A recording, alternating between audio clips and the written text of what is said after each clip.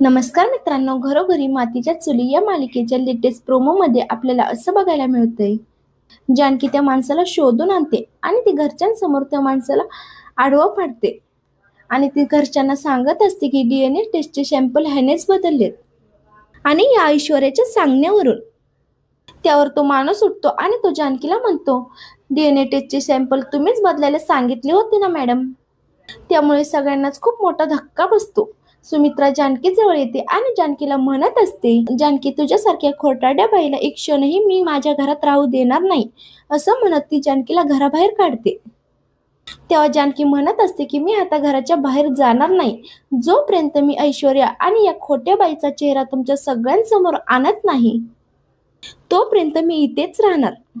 आता जानकी लताबाईंचं सत्य कसं उघड करणार हे बघण्यासारखं असेल. असेच मालिकेचे पुढील अपडेट्स पाहण्यासाठी आपल्या चॅनलला नक्की सबस्क्राईब करा. धन्यवाद.